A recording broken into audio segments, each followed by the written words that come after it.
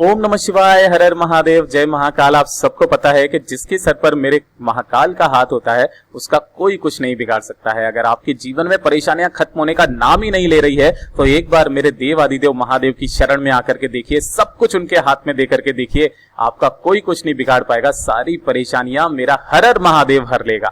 पूज्य गुरुजी हमेशा अपनी कथाओं में उनके नए नए उपाय बताते रहते हैं कि अगर आपके जीवन में परेशानियां खत्म होने का नाम ही नहीं ले रही है, एक के बाद एक परेशानी आती ही चली जा रही है, कभी घर की समस्या, कभी नौकरी की समस्या, कभी बीमारी की समस्या, और परेशानियों में आप उलझे हुए हो, निकलने का कोई रास्ता नहीं मिल रहा है, काफी सारे दुख हैं, कष्ट है, जीवन में नहीं हो रहा है, तो छोटा सा मात्र एक उपाय करना, सारी समस्याएं हल हो जाएगी आपकी। मात्र 11 बूंदे आपके सरसों को तेल की लेनी होगी और आपकी जो भी कामना होगी पूरी जरूर होगी। पूज्य गुरुजी की कथा से सुनकर के और समझ करके पूरे उपाय को बड़े ही विस्तार से बताऊंगा, परंतु उससे पहले आप सबसे एक छोटी सी गुजारिश करूंगा कि जो लोग पहली बार आए हैं चैनल को सब्सक्राइब जरूर कीजिएगा और वीडियो को लाइक करके महादेव जी का कोई सा भी प्यारा नाम कमेंट बॉक्स में लिखना मत भूलिएगा। और एक बार महादेव पर भरोसा करके देखिए, आपको खुद को पता चलेगा कि शिव तत्व क्या चीज है। इस पूरे वीडियो के अंदर हम लोग 2 महा उपायों के बारे में बात करेंगे जो आपकी समस्याओं का समाधान करेंगे, साथ ही साथ आपकी जो भी मनोकामना होगी पूरी जरूर होगी। ठीक है, सबसे पहले बात कर लेते हैं पहले वाले उपाय की तरफ।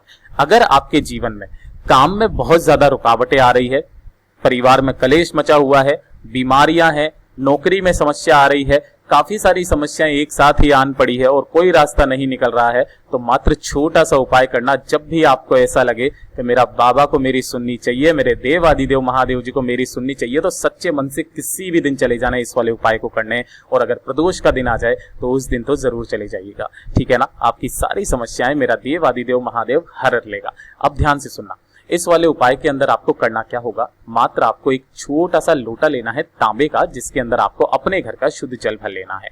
गुरुदेव हमेशा कहते हैं जब भी जल लेकर के जाइए आप अपने घर का शुद्ध जल लेकर के जाएं। ठीक है, दूसरे नंबर पर आपको चाहिए होगा थोड़ा सा सरसों का तेल। अब सरसों का तेल कितना चाहिए वो आपको अपने आप पता चल जाएगा, अभी बस उतना सा आपको सरसों का तेल लेना है। ठीक है ना, इसके बाद में आपको चाहिए होगा लाल चंदन।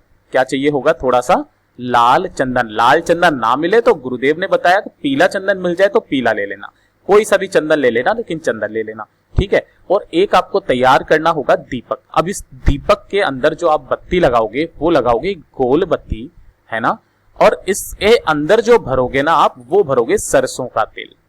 ठीक है, तो ध्यान से देखना, आपको सरसों का तेल कितना चाहिए, जितने में ये दीपक में आप डालना चाहो ना उतना तेल आप सरसों का तेल ले लेना, और इसके अलावा थोड़ा सा आधा चम्मच और ले लेना, बस इससे ज्यादा नहीं लेना है।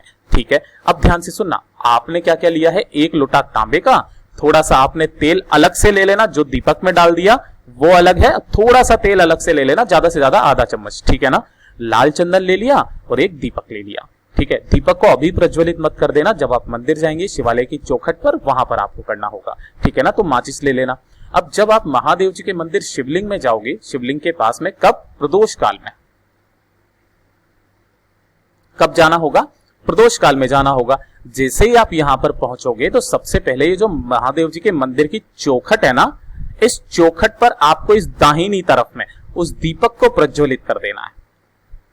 ठीक है, तो दीपक आपने यहां पर प्रज्वलित कर दिया। अब आप थोड़ा सा अंदर जब जाएंगे महादेव जी की शिवलिंग के पास कुछ इस तरीके से, तो सबसे पहले आप क्या करेंगे, ध्यान से सुनना, उत्तर दिशा की तरफ यानी कि नॉर्थ डायरेक्शन की तरफ आपको मुंह करके खड़ा हो जाना है। ठीक है, और हो जाने के बाद में सबसे पहले आपको क्या करना होगा, एक लोटा शुद्ध जल मेरे देव आदिदेव महादेव जी के ऊपर ओम नमः शिवाय, श्री शिवाय नमस्तुभ्यम पंचाक्षरी मंत्र या षडाक्षरी मंत्र का स्मरण करते हुए आपको एक लोटा शुद्ध जल मेरे देव आदिदेव महादेव जी पर चढ़ा देना होगा।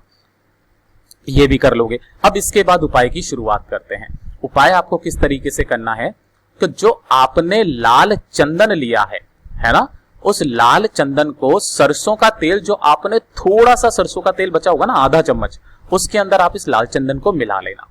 ठीक है ना, दोनों को मिलाने के बाद एक पेस्ट सा बनेगा।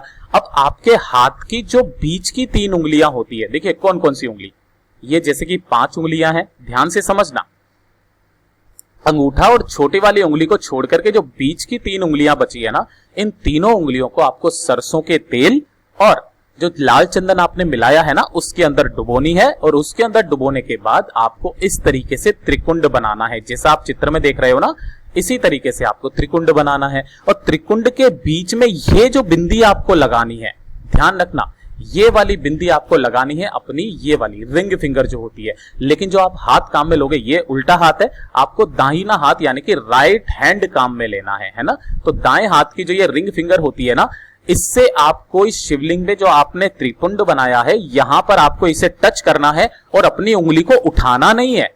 इस पे यहां पे टच करे हुए ही आपको अपनी कामना कह देनी है कि मेरे काम में बहुत रुकावट होती है, परिवार में कलेश मचा हुआ है, बीमारियां बहुत ज्यादा है, समस्याएं खत्म होने का नाम नहीं ले रही है। प्लीज मेरे महादेव जी कुछ ऐसा कीजिए कि मेरी सारी समस्याएं आप हर लीजिए, मुझे एक शांति का जीवन दे दीजिए। जैसी आपको कामना करनी है ना, वैसी आप कामना कर लेना और कामना करने के पश्चात वापस सीधा घर की तरफ आ जाना। और जब आप घर की तरफ आए तो महादेव जी से आपको कामना करके आनी है कि प्लीज महादेव जी, मैं हमेशा आपकी इसी तरीके से सेवा करता रहूंगा, पूरे सच्चे तन मन धन से, बस आप मेरे कष्ट को हल लीजिए। इतनी कामना करने के बाद आपको घर की तरफ वापस चले आना है। आपकी जो भी कामना होगी जल्दी से जल्दी पूरी होगी। मात्र 15 दिनों के अंदर अंदर आपको इसका असर दिखाई देने लगेगा।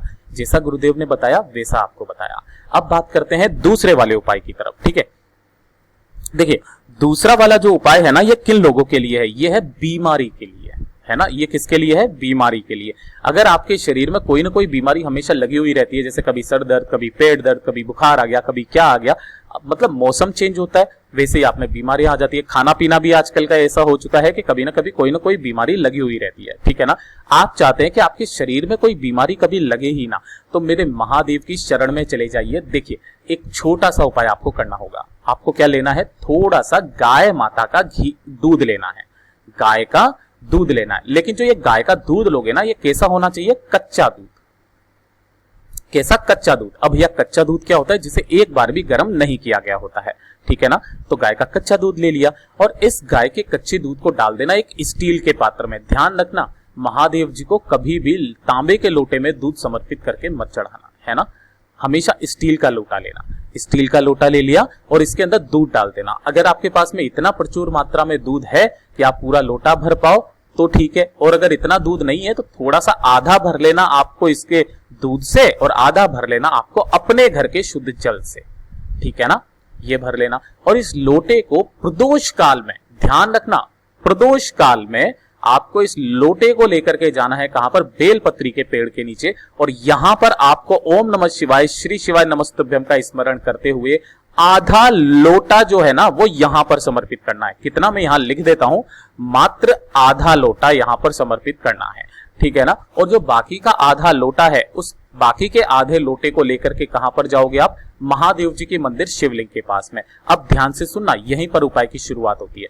आपको उत्तर दिशा यानी कि नॉर्थ डायरेक्शन की तरफ मुंह करके आपको खड़ा हो जाना है। इतना आप कर लेंगे और जो आधा बाकी का लोटा है ना, उसे आपको यहां पर महादेव जी की शिवलिंग के ठीक ऊपर ओम नमः शिवाय, श्री शिवाय नमस्तुभ्यम पंचाक्षरी मंत्र या षडाक्षरी मंत्र का स्मरण करते हुए आधे लोटे को यहां पर समर्पित करना है, ठीक है ना। किन महादेव जी के नाम से करोगे? ये चीज ध्यान रख लेना, ये करोगे आप कुंदकेश्वर महादेव जी के नाम से। किनके नाम से? कुंदकेश्वर महादेव जी के नाम से समर्पित करना। जब ये समर्पित होकर के जलाधारी से नीचे की तरफ बहता हुआ आएगा ना, तो आप जितना हो सके 1 बूंद, 2 बूंद, 3 बूंद, 4 बूंद, जितना भी हो, आपको वो यहां पर एकत्रित करना है, अपने दाहिने हाथ में लेना है और महादेव जी की शिवलिंग को देखते हुए आपको उस वाले जल का आचमन कर लेना है। आचमन करने का मतलब है अपने दोनों नैनों पर लगा करके और उसे पी लेना है। बस इतना सा उपाय आपका करना है। मात्र हफ्ते में 1 दिन फिक्स करके इस वाले उपाय को करना स्टार्ट कर दीजिए। कभी कोई बड़ी बीमारी आपके शरीर में प्रवेश नहीं करेगी। पूज्य गुरुजी ने जैसा अपनी कथाओं में बताया वैसा आसान भाषा में आपको बताने का संपूर्ण प्रयास किया।